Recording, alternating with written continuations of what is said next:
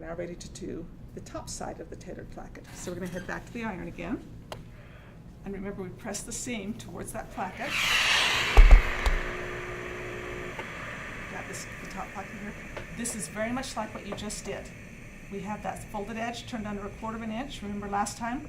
We brought that folded edge back and we folded it back so you barely covered the stitching line, and it created that top of the placket. Okay? And that's the same thing we're going to do here.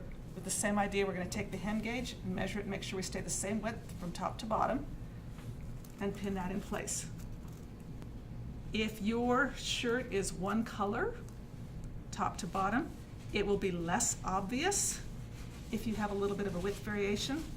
But where this shirt was truly set up and blocked with the different pieces of the different prints along this piece of fabric, and the young man that this shirt is for decided he wanted his plackets to be the same as his button band, so it's totally set up that way and organized that way, or cut out and planned that direction. We've got to make sure we get that. When you get to the top, and if you look, this is a good example of that. This top, you want this triangle up here to be what you would think of as an isosceles triangle if you wear these two sides the very same length. And if you can look, you can see that it is not quite.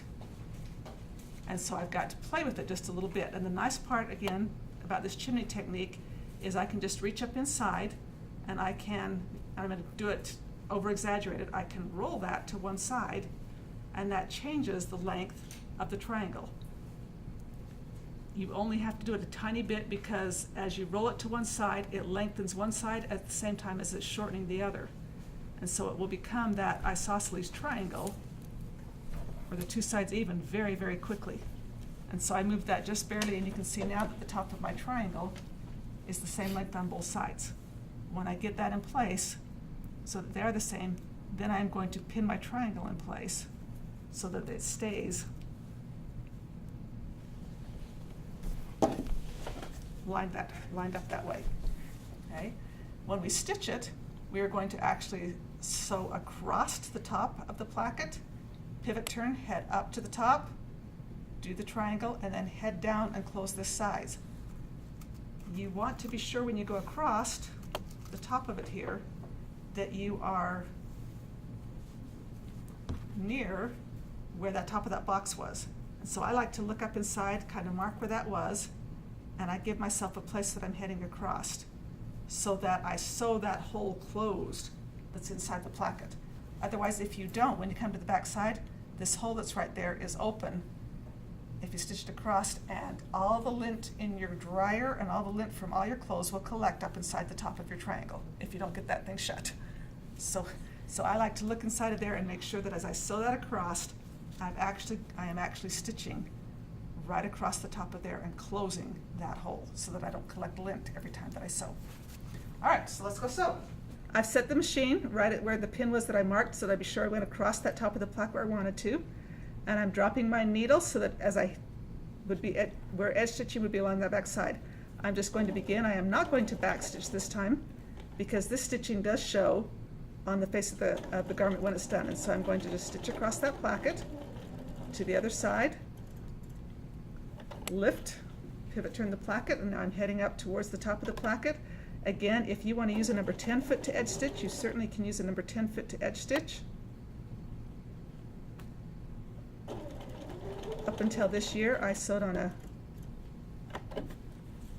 really, really, really nice but old style Bernina, and there was no such thing as edge stitching feet, and so I have learned to edge stitch with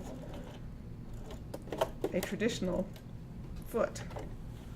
So I tend to edge stitch with a traditional foot. I might have to become converted to a number 10 foot. Head down the triangle of that placket, coming down the last side here. Sometimes people get nervous that as I'm sewing down this side, I'm going to sew my placket shut because my the underside of that placket is underneath it. But it's actually, if you look up here, you can see the underside of my placket ends here and the top side of my placket ends clear over here, so you will not be sewing your placket shut.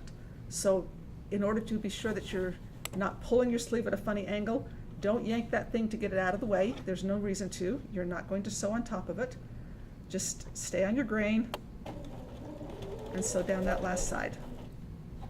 And your placket will turn out looking nicer if you don't actually try to pull it off grain to get the underlap out of the way.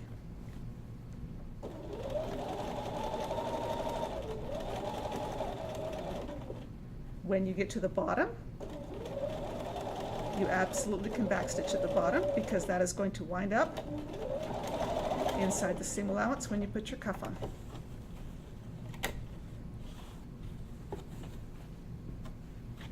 And so there is your completed placket on straight grain, triangles at the top, same angle, same length,